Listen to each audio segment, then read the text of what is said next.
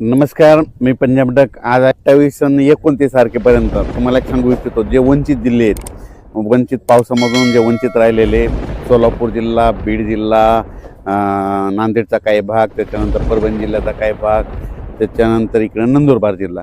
तर ह्या जिल्ह्यात म्हणजे 5 जिल्ह्याला सांगू इच्छितो की परभणी जिल्हा, नांदेड जिल्हा, धाराशिव, सोलापूर आज म्हणजे दुपारनंतर म्हणजे दुपारपर्यंत ऊन पडेल, पण दुपारच्या नंतर 3-3:30च्या नंतर मग काय होणार आहे, काळकुट्ट आभाळ येईल आणि मग ह्या 5-6 जिल्ह्यामध्ये जवळपास 27, 28 आणि 29 तारखेपर्यंत अर्ध्या घंट्याचा 1 तासाचा जोराचा पाऊस पडणार आहे, म्हणून हा अंदाज लक्षात घ्यायचा.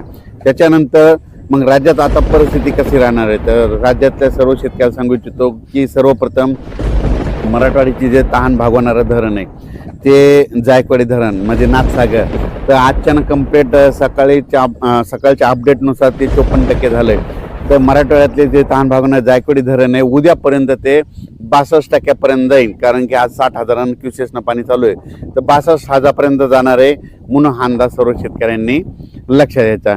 त्याच्यानंतर परत एक तुम्हाला शेतकऱ्यासाठी आनंदाची बातमी, कारण की बंगालच्या खाडीमध्ये एक कमी दाबाचा पट्टा तयार होत असल्यामुळं 29 तारखेला ते काय होणार आहे की इकडं नागपूरकडे येणार आहे. 29, 30, 31 आणि 1 तारखेच्या दरम्यान मग नागपूर, चंद्रपूर, वर्धा, भंडारा, गोंदिया, यवतमाळ, अमरावती, वाशिम, हिंगोली, अकोला, बुलढाणा, शेगाव, खामगाव, मेकर, जळगाव जामोद, जळगाव नांदुरा, जळगाव, धुळे, नंदुरबार आणि त्याच्यानंतर त्र्यंबकेश्वरकडं आणि इकडं गुजरातकडे जाणार आहे.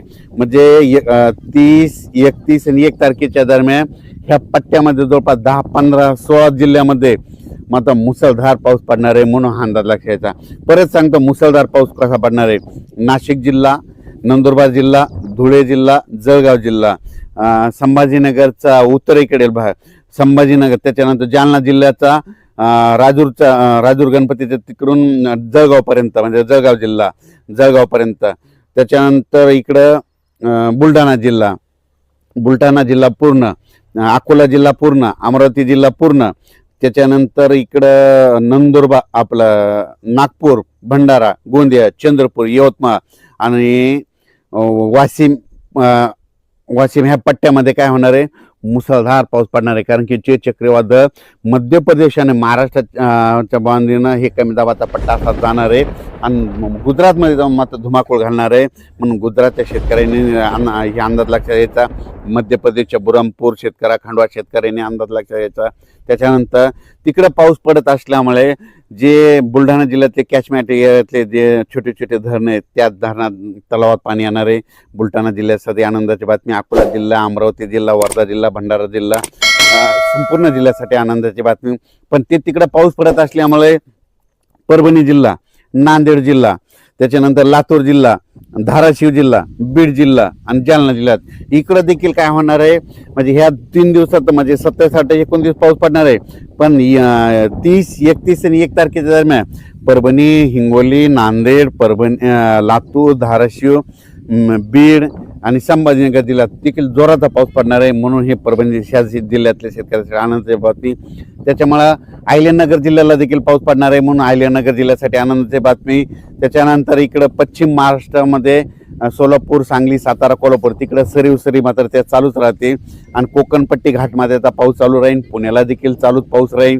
त्याच्यानंतर मुंबई इगतपुरीकडे देखील चांगला पाऊस पडणार आहे. संगमनेर, अकोले पडणार आहे. उदर, गणपती तिकडे देखील पाऊस पडणार आहे, म्हणून हा अंदाज लक्षात घ्यायचा. राज्यात परत आता हे नाशिककडे पुन्हा आता हे पाऊस तिकडे जात असल्यामुळं 30, 31 आणि 1 ऑगस्ट 30, 31 जुलै आणि 1 ऑगस्टच्या दरम्यान नाशिककडे उत्तर भागाकडे पाऊस पडणार आहे. म्हणजे मालेगाव, नाशिक, तिकडं त्र्यंबकेश्वर, दिंडोरी, सुरत पट्ट्यात त्या तिकडे पाऊस पडणार आहे. म्हणून परत एकदा त्या नांदूर, मधनेश्वर, गंगापूर धरणामध्ये कॅचमेंट एरियामध्ये पाऊस पडल्यामुळे पुन्हा गोदावरी नदीला पुन्हा पाण्यात आहे. मग नंतर काय होणार आहे, 20,000 क्युसेसनं पुन्हा काय होईल, पाणी गोदावरी नदीत म्हणजे 3 ऑगस्ट 4 आणि 5 ऑगस्टच्या दरम्यान येणार.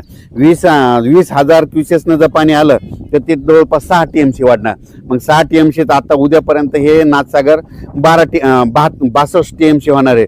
62 आणि 68 मध्ये माझा तरी अंदाज आहे 5 ऑगस्टपर्यंत हे नाथसागर 78 म्हणजे 70% जाईल अशी म्हणजे माझी अपेक्षा आहे. आणि हो, कारण की ह्या नाथसागराव परभणी जिल्हा, बीड जिल्हा, नांदेड जिल्हा, हिंगोली जिल्हा हे ताण भागवणारं धरण आहे.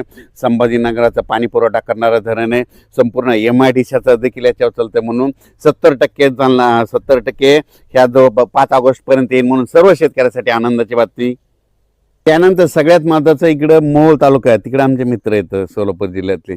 तर त्यांचा फोन आला की आमच्या मोहोळ तालुक्यामध्ये बऱ्याच गावामध्ये पाऊस नाही, मसले चौधरी त्या बरेच भाग असे वंचित आहेत. त्या शेतकऱ्याला सांगू इच्छितो की आज दुपारच्या नंतर मोहोळ तालुका, पंढरपूर, तिकडं सोलापूर जिल्ह्यामध्ये, इकडं मंद्रुप त्या परिसरामध्ये चांगला पाऊस